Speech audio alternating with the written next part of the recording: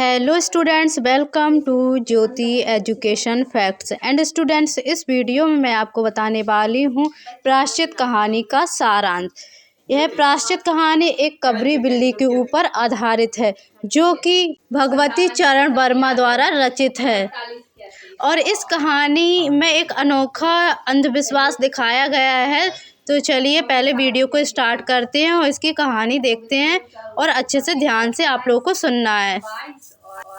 चलिए देखते हैं हम प्रायश्चित कहानी का सारांश हमें किस तरीके से एग्जाम में लिखना है। तो हमें पहले एक क्वेश्चन या हेडिंग डालनी है।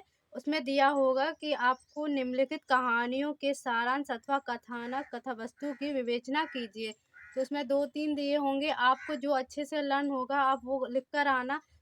तो स्टूडेंट्स हमें कुछ इस तरीके से लिखना है कि जिससे कि हमें फुल मार्क्स मिले और हमारे कोई नंबर वगैरह कटिंग ना हो।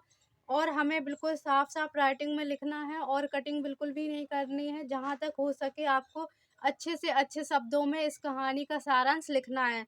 तो चलिए देखते हैं किस तरीके से लिखना है। तो पहले आपको हेडिंग डालनी है प्रायश्चित, नीचे डालना है सारांश यानी प्रायश्चित कहानी का सारांश। तो स्टार्ट करते हैं। कबरी बिल्ली यदि किसी से प्रेम करती थी तो रामू की बहू से, और अगर रामू की बहू घर भर में किसी से घृणा करती थी तो वो कबरी बिल्ली थी। यानी जो कबरी बिल्ली थी वो सबसे ज्यादा रामू की बहू को पसंद करती थी। यानी रामू कौन है? रामू की बहू नई नई शादी करके आती है जब, तो कबरी बिल्ली को उससे बहुत अच्छा लगता है उसके पास रहना। और फिर उसके बाद क्या होता है कि लेकिन उस रामू की बहू को कबरी बिल्ली से बहुत ही ज़्यादा घृणा रहती है। आगे देखते हैं। उसकी अभी नई नई शादी हुई थी और वह मायके से ससुराल आई हुई थी। 14 वर्ष की बालिका, कभी भंडार घर खुला है तो कभी वह बैठे बैठे सो गई। कबरी बिल्ली को मौका मिलता वह घी दूध पर जुट जाती। रामू की बहू की जान आफत में आ और कबरी बिल्ली के मजे। रामू की बहू घी दूध दही खीर छिपाते छिपाते तंग आ जाती है। जो रामू की बहू थी वो हर चीज खाना वगैरह छुपा कर रखती थी और घी दूध वगैरह की कबरी बिल्ली को किसी भी तरीके से ये चीजें मिलनी नहीं चाहिए। लेकिन कबरी बिल्ली हर जगह जाकर हर चीज को ढूंढ लेती थी। तो भाई आगे देखते हैं। जब वो तंग आ जाती है, जो भी बचता कबरी के पेट में जाता था, तो वो बहुत ज्यादा उससे तंग हो गई थी। उसने अपने मन में ठान लिया कि अब इस घर में या तो मैं रहूंगी या कबरी रहेगी। दोनों में मोर्चाबंदी हो गई और दोनों सतर्क हो गए। यानी जो रामू की बहू थी उसने कह दिया घर में कि या तो मैं रहूंगी घर में या फिर ये कबरी रहेगी। तो दोनों लोग सतर्क हो गए। एक दिन रामू की पत्नी ने रामू के लिए खीर बनाई। पिस्ता, बादाम, मखाने और तरह तरह के मेवे दूध में औटाए गए। जो रामू की बहू थी उसने, रामू कौन था? रामू था उसका हस्बैंड। तो रामू की जो बहू थी उसने अपने हस्बैंड के लिए खीर बनाई। उसमें घी दूध बादाम वगैरह बहुत मतलब सारे मेवा वगैरह डाल के अच्छी सी खीर बना दी। खीर से भरकर कटोरा कमरे में एक ऐसे ऊंचे स्थान पर रखा गया जहां कबरी ना पहुंच सके। यानी उसने एक कटोरे में बाउल में खीर भरी और उसने एक ऐसे स्थान पे रख दिया जहां कबरी ना पहुंच सके। तो यानी उसने ऐसे स्थान पे रखा है तो बहुत ही ज्यादा ऊंचे स्थान पे रखा होगा। आगे देखते हैं। उधर कबरी कमरे में आई, नीचे खड़े होकर उसने ऊपर कटोरे की ओर देखा। सूंघा, माल अच्छा है। यानी जो कबरी थी वो कमरे में आई और उसने देखा कि कुछ तो बनाया है रामू की बहू ने, और वो रखा कहाँ है। तो वो चारों साइड देखती है कमरे में और फिर कहीं ना कहीं उसकी नज़र पड़ ही जाती है उस कटोरे के ऊपर। तो उसे खुशबू आती है, स्मेल आती है कि बहुत ही अच्छा माल है। यानी जो भी बनाया होगा वो बहुत ही टेस्टी होगा।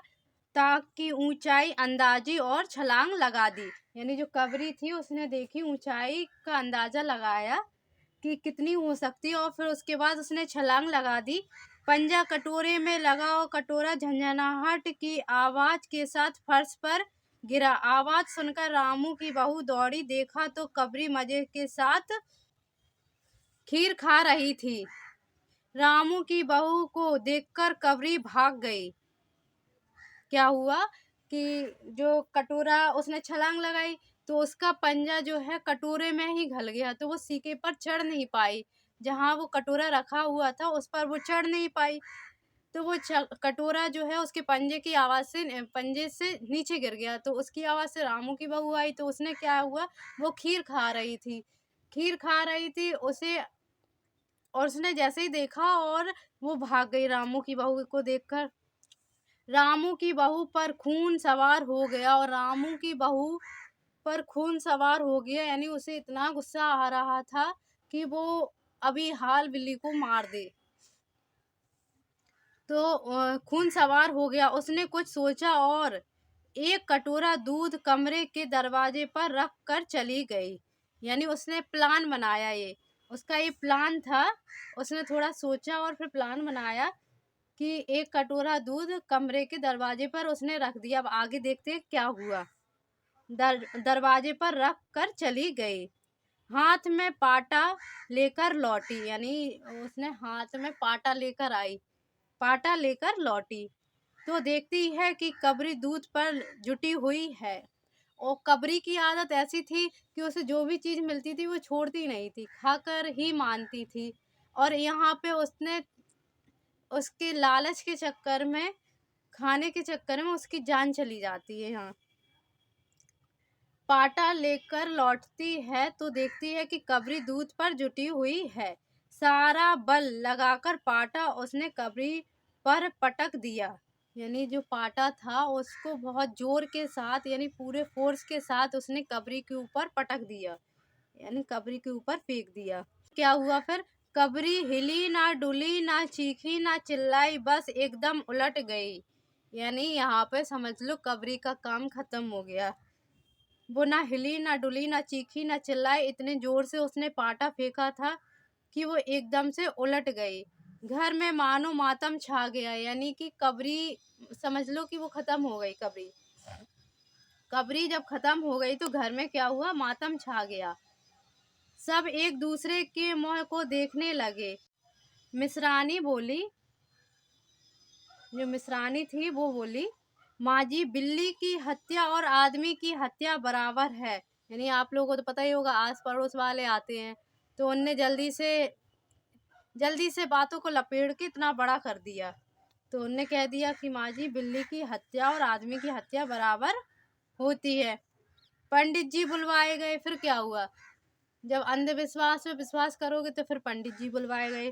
तो पंडित जी बुलवाए गए।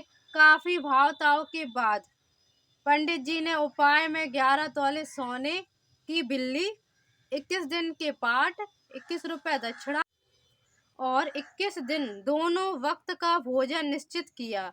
पंडित जी ने इतना लंबा चौड़ा पोथी पत्रा खोला और उन्हें पता नहीं क्या क्या बता दिया। दोनों वक्त का भोजन निश्चित किया। दान के लिए 10 मन गेहूं, 1 मन चावल, 1 मन दाल, मन भर तिल, 5 मन जौ और 5 मन 4 पसेरी घी, मन भर नमक निश्चित हुआ। यानी इतना इतना दान करना है आपको। 11 तोले सोने की बिल्ली बनवाकर लाने के लिए पंडित जी ने रामू की माँ से कहा कि अचानक मेहरी ने आकर कहा कि बिल्ली तो उठकर भाग गई। तो स्टूडेंट्स, ये था हमारी प्रायश्चित कहानी का पूरा सारांश। आपने देख ही लिया होगा कैसे लोगों का अंधविश्वास जाग रहा है। तो हमें इन्हीं अंधविश्वासों से दूर रहना है, और ऐसा कुछ भी नहीं होता है। वो तो उसने जानबूझकर नहीं किया था, उसने तो सिर्फ उसे डराने के लिए उसके ऊपर पाटा मारा था, लेकिन उसे पता नहीं था कि एकदम से ये मर जाएगी। तो यहाँ पर लोगों का अंधविश्वास देखिए, कितना कुछ पंडित जी ने बता दिया था। तो ये थी हमारी कहानी का पूरा सारांश। आप लोगों को बिल्कुल इसी तरीके से एग्ज़ाम में लिख कर आना है।